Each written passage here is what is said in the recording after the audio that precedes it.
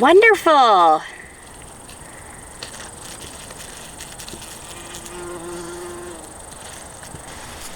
Hey guys, welcome back to another garden update. It's Sunday, August 4th. We've been harvesting produce from the garden almost every other day for quite a while now. There's still lots more to come, so let's take a quick look and see where everything stands. In the first bed, the beets are starting to bulb up a little bit. We've started taking a few of the larger ones. Again, they're really good. Don't tend to hang around very long. Get eaten pretty quickly. I am expecting that the majority of these will be ready all at the same time, and at that point we will we'll start pickling them so that we can enjoy them all winter.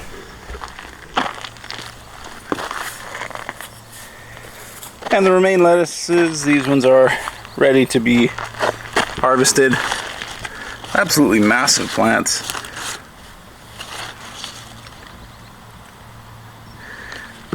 And then a few more red lettuces that we'll be taking shortly. These butternut and spaghetti squash have really come along in the last week. These plants must grow 2 or 3 inches a day. It is quite impressive. We have quite a bit of fruit set. We've been coming out and hand pollinating these plants pretty much every day. There are a lot of male flowers, so there's lots of opportunities to come through and hand pollinate things. There's a couple more in there that are set, should start growing. That one clearly didn't set. That's what ends up happening, is if they don't, if they're not pollinated correctly, the fruits just wither and fall off the vine. There's another one there.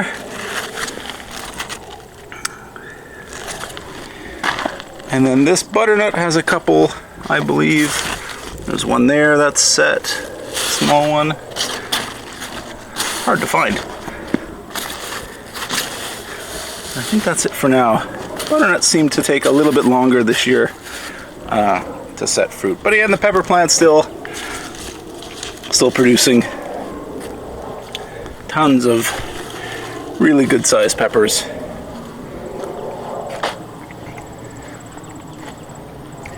Cherry plants have survived the transplant into their new home. So again, a couple of years time, we'll be hopefully enjoying some cherries. Now yesterday I took out the last of the peas. The garden peas came out. I'll post a video on that harvest. We ended up with around 7 pounds of garden peas. Add that to the total of 10 pounds of edible pod peas. So all in all, a pretty good harvest. I don't really know how to compare it to other years. I haven't been weighing what I've taken out of these beds in previous years. But it's all turned over and ready for winter. I also got a chance to get in and weed the pole beans, so those should start producing within the next few weeks. Tomato plants still growing. I haven't had a chance to come through and tie up the plants yet. That one needs to get tied up to the stalks, to the stakes. Lots of fruit set. Nothing has yet ripened up,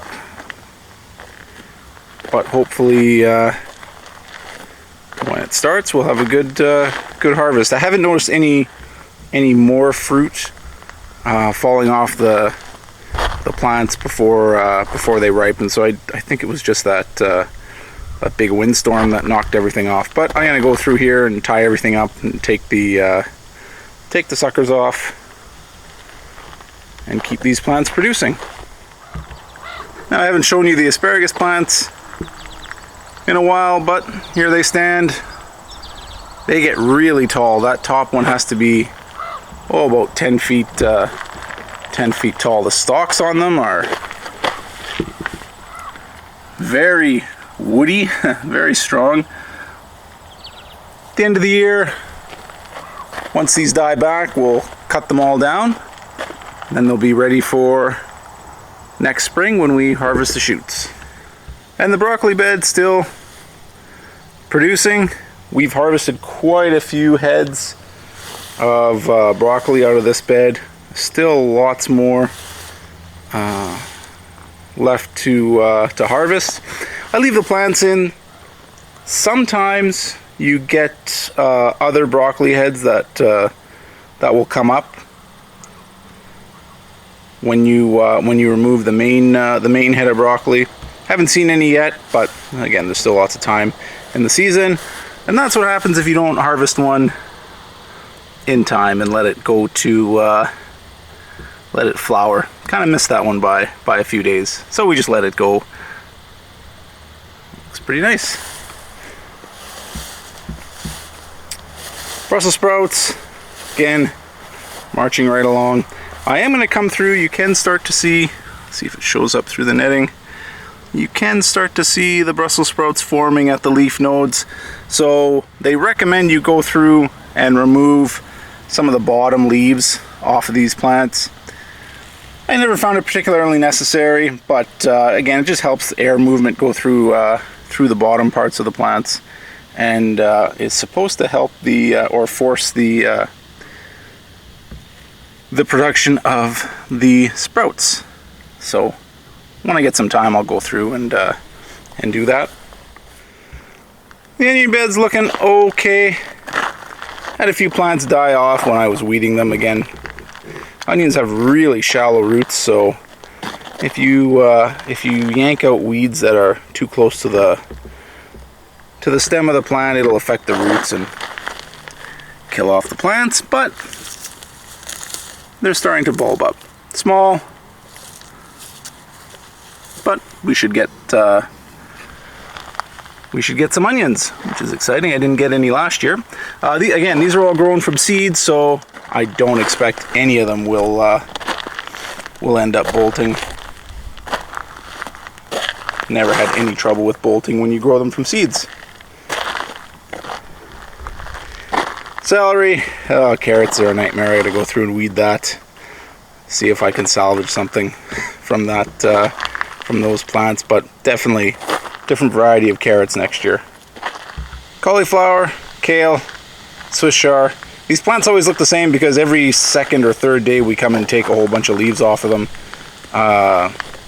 fry them up and eat them with breakfast. So that's why they never look like they're growing. But we are harvesting them, every 2 to 3 days we come and take a few leaves off each plant. Second round of beets coming right along. Gotta go through and weed this, and a few lettuces there. Hopefully be ready by the end of the growing season.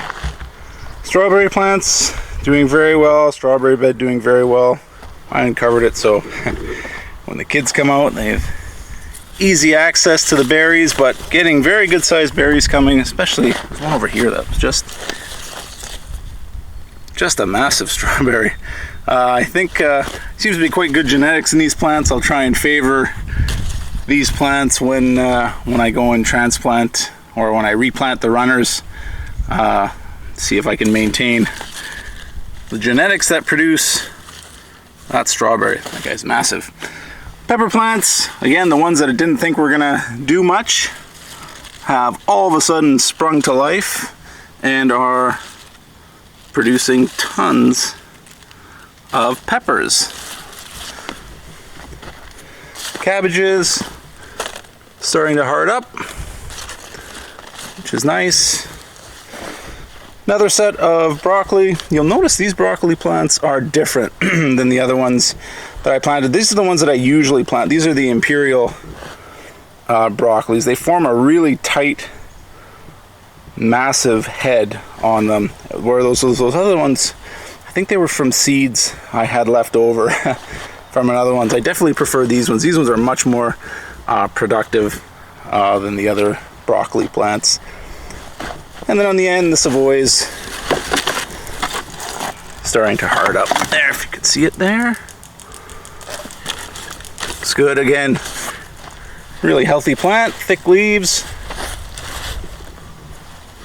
Bug netting always helps to keep the pests away.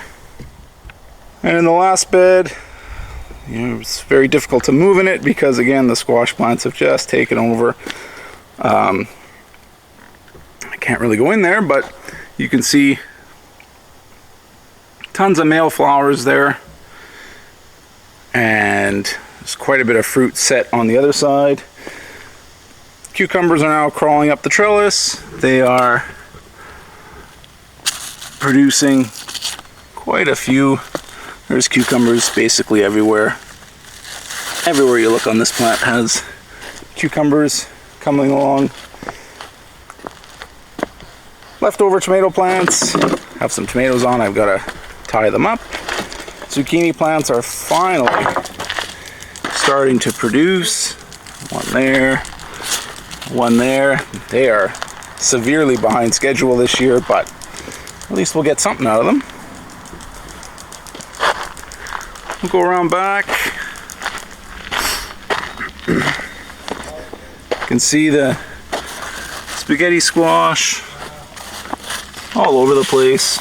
Again, we go through every other day and hand pollinate. We've lost a couple of them, but most of them have set now that we've started to hand pollinate everything. You know pretty quickly if you've been successful. There's a male flower. It's a big guy. You know right away if you've been successful. These squash grow like crazy once the fruit is set. There's another one there. And there's the growing tips of the vines marching forward. Quite a vigorous plant.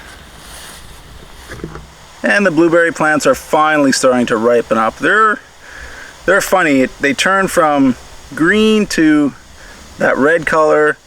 They stay green for a long time, and then they turn from that kind of red color then to dark blue in the matter of 2 to 3 days. They just kind of switch over to ready. So should be harvesting these shortly.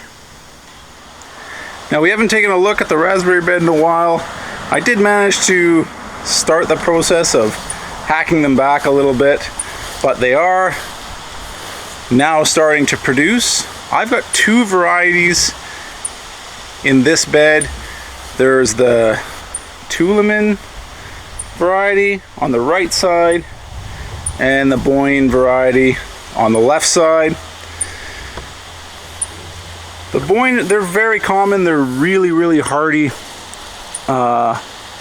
raspberry. Not quite ready. That's the Boyne. The Tuleman take a little bit longer to ripen up, but they are a much larger berry.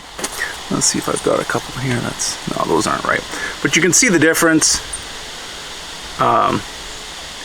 in the Boyne and the unripe Tuleman.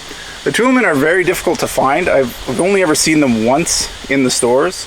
The Boyne are very hardy. The berries are pretty sour, have a really good flavor, but are on the sour side. The Tuleman, on the other hand, are very sweet. They are probably the sweetest raspberry I've ever tried. There's one that's ripened up. You can do a side-by-side comparison there. So Tuleman berry is on the right, and the Boyne is on the left. So again, very sweet, not as robust a plant, but very robust, grows just about anywhere, but sacrificing a little bit of quite a bit of sweetness, a little bit more sour, but again, still a terrific berry to grow. Alright, that about does it for this week. As you can see, still lots of produce to harvest, still a lot of work to do. I should have the pea harvesting video up sometime this week. Other than that, I'll see you next time.